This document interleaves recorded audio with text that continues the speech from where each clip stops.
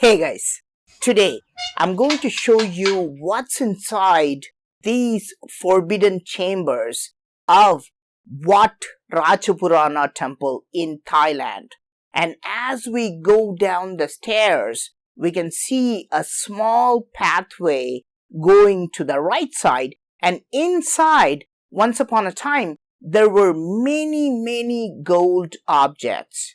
Today, it is empty and you can see a raised square platform in the middle. We can see the ventilation shafts with exhaust fans. We haven't even entered the actual crypt yet. We are standing on the very top of the three crypts. There are three crypts aligned in a straight line underneath this floor. Below us is the first crypt that is directly beneath this chamber. It has been sealed off today, but archaeologists estimate that approximately 200 pounds or 100 kilos of gold objects were looted by thieves from this chamber alone. Only some of the gold objects, like this golden swan and this golden elephant, were recovered by the Thai government. At face value, you may think that, okay, so ancient builders were just accumulating a lot of valuable items into the temple chambers, just like how we accumulate wealth, right? No. Years after recovering the golden elephant, the authorities realized that it was not made of solid gold. Then they realized that they could unscrew the head of the elephant and it was a container disguised as a solid gold elephant. When they opened it, they could not find anything inside. However, it is rumored that there were small traces of palm leaves inside. Is it possible that valuable ancient texts were originally stored inside? Did looters steal these texts and sell it to someone? Again, look at the golden swan. Look carefully at its neck. What do you think? Is it a solid gold object or is it merely a container? Many such recovered artifacts are displayed at the Chao Phraya National Museum in Thailand. The design of this chamber is quite unique. It is designed as a cuboid, and look at the brick structure. This is how this chamber has been created. If we see inside this chamber, it is now empty. But there are false walls on all four sides, behind which we can see the real walls. In the real walls, there were mural paintings, and these are the actual pictures of these murals. There were two paintings which stunned archaeologists and historians. One clearly shows Chinese figures. There's no doubt that these show Chinese people. Their facial features and accessories clearly prove this. The other painting shows Indians. According to some experts, this mural does not show an Indian person. It shows a deva, a god from Hindu religion. Why did ancient builders of Thailand paint Indian and Chinese figures in this vault? Now remember, this is only the first crypt of the temple. Underneath this vault is the second crypt. The second crypt is designed in an even more fantastic way. It is hard to explain it with words. Here's a cross section of the second crypt. On the sides, again, you can see the false walls. These false walls protect the real walls, and in between the false and real walls, they found a lot of gold artifacts hidden. In the center, there is a large rectangular structure which is elaborately painted with rich gold color and red ochre colors. On all four sides from the outside, you can see these dome-shaped bulges. From the inside of the crypt, these look like dome-shaped depressions. Yes, this is the actual visual of the second crypt. Until 5 years ago, visitors were allowed to go into this crypt, and this is how it actually looked. But in the center of this crypt, originally there was a giant prong which stood 6 foot 5 inches tall. Now, what is a prong? It is the equivalent of the Indian Vimana. In India, many temples are designed like rockets or flying machines and are called Vimanas. The word Vimana itself means a flying machine in Sanskrit. In Thailand, many temples are designed like rockets and they're called prongs. Want to see a prong in Thailand?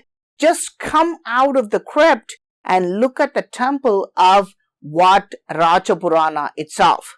Yes, there is no way you can unsee this. It does look like a rocket, doesn't it?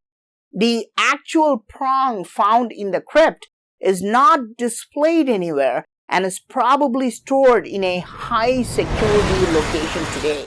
But there are many smaller replicas of this prong, and they show us some very interesting details. Is that an antenna at the very top? It has many prongs, and this eerily reminds us of an antenna used to receive radio signals. Here you can see a Garuda shown mid-flight with his wings wide open. Is this a clue telling us that this structure is a flying machine? The Garuda is usually found in Hindu temples, but here we can see this as a part of the Buddhist prong hidden inside the crypt. In the actual prong or the Vimana of the same temple, we can see a large image of Garuda, a clear indication that this prong is indeed designed as a spacecraft. But there's something even more spectacular painted on the ceiling of the crypt, directly above the flying machine. What is that? Is that a UFO painted on the ceiling? This is very strange. We should not see such a painting on the top of this crypt. Now, if you were to see a UFO, a classic spherical extraterrestrial UFO flying over the top of your head, this is exactly what you would see. You would see a giant circle and you would see multiple concentric circles with a large circle in the center. And you would see multiple small circles around the circumference. In 3 out of every 10 UFO sightings, people claim this is what they saw. Now, surprisingly, this is not only what the UFO watchers tell us. This same symbol is found in ancient carvings and paintings as well. I've shown you the exact same depiction carved in the ancient temple of Leipakshi, a giant circle with smaller circles in the circumference. In an ancient cave painting, we can not only see the same depiction, the big circle with smaller circles around the circumference, we can even see some figures coming out of the UFO using a ladder-like equipment, as though ETs were coming out of the UFO to make contact with humans. Why do we find the same UFO symbol carved in this crypt in Thailand? By the way, you see these two concrete patches on both sides here. Looters drilled holes on both sides from the top and entered the crypt through these holes. These patches were added later by the government to cover the hole. Now, initial reports claimed that 100 kilos or 200 pounds of gold was stored here, but a detailed study shows that at least 400 pounds of gold was found in these chambers and was hidden behind the false walls. Most of it was stolen by thieves and were never recovered, but the few recovered objects show some spectacular details. Here's one such recovered object. The central piece is a large transparent crystal designed aerodynamically. It is covered with gold both at the top and the bottom. There are many strange golden objects stuck around the circumference, like antennas fixed around a weird gadget. Originally, the whole chamber would have looked completely outlandish, with a large rocket-like structure surrounded with golden objects and crystal gadgets. The paintings on the walls are also hiding some deep symbolism. There are a total of 24 Buddhas carved in a clockwise direction.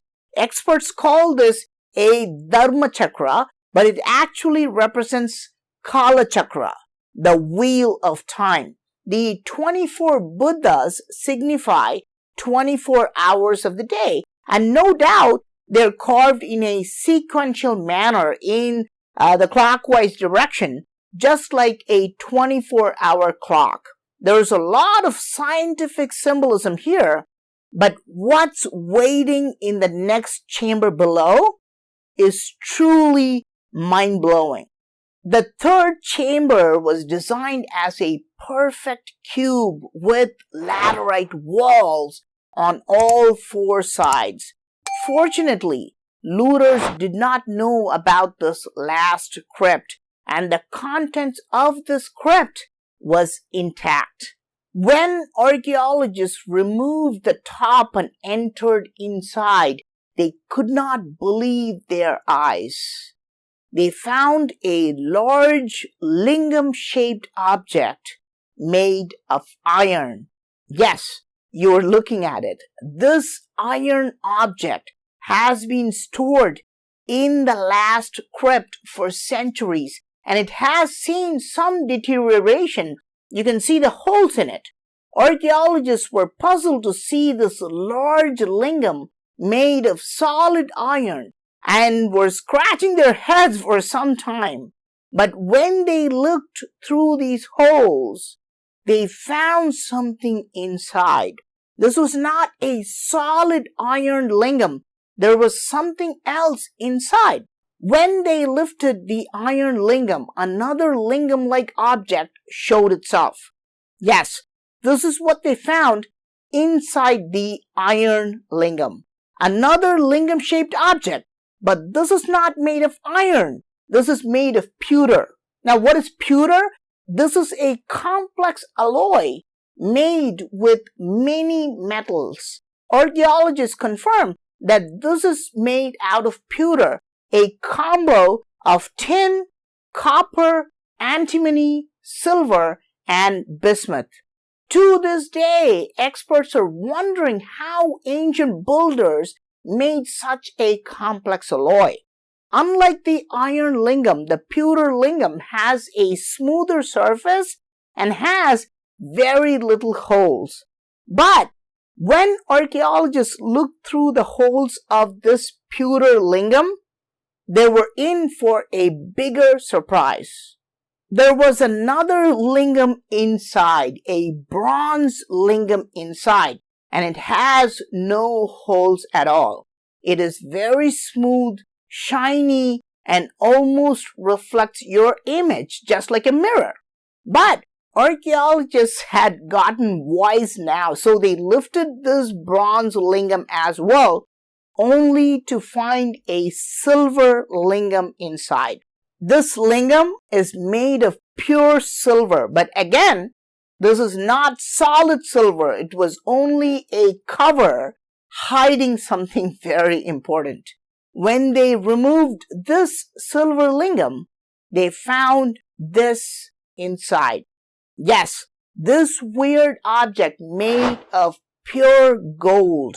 It looks like a bell or a stupa with a pointed top and a broad base. Thai archaeologists call this a gold chedi or a gold chaitya. When they lifted this up, guess what they found inside? A beautiful Buddha made of pure gold in a seated posture. It appears that Lord Buddha is sitting very calmly and is singularly focused on something, even though he is surrounded by flames. In front of Lord Buddha, a large transparent crystal was found, as though he was focusing on that crystal. What's the meaning of this whole setup? Why did they create such a complex design? Put a golden Buddha along with a crystal, cover it up with a golden structure, and then place a silver lingam on top, which was in turn covered by a bronze dome, and then a pewter lingam. And why was this whole setup covered by a giant iron lingam? Why was this whole setup safely held at the bottommost crypt of this temple? Believe it or not, there is a way to decode this. We can crack this code if we decipher what is written on this golden plate. Yes, along with the golden Buddha, archaeologists found a gold plate designed in the shape of a palm leaf. We know that ancient texts were usually written using palm leaves. This gold plate has some strange writings, but archaeologists and historians are not able to decipher its real meaning. If we decode this, we can unlock the real mystery behind this 7-layered structure in the last crypt of Wat Ratchapurana temple. So, what do you think about this elaborate labyrinth of crypts designed in the Ratchapurana temple in Thailand? Why did they create 3 different crypts and hide them from the public? Why did ancient builders store more than 400 pounds of gold objects inside these crypts? Were they all solid objects, or were they containing some valuable writings about advanced technology like flying machines? Why was a giant rocket-shaped object placed in the second chamber? Is it similar to the Vimanas or spacecraft found in ancient Indian texts?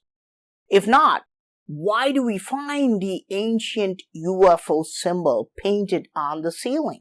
Is this somehow related to ancient astronauts? Why did they find this object made out of crystal and gold?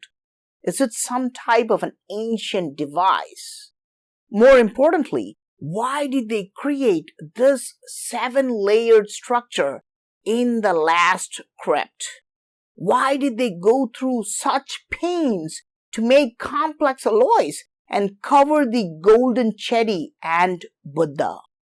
What was the role of the crystal in front of the Buddha? And what is actually written on this golden plate? Please let me know your thoughts in the comment section. I am Praveen Mohan. Thanks a lot for watching. Don't forget to subscribe, and I'll talk to you soon. Bye.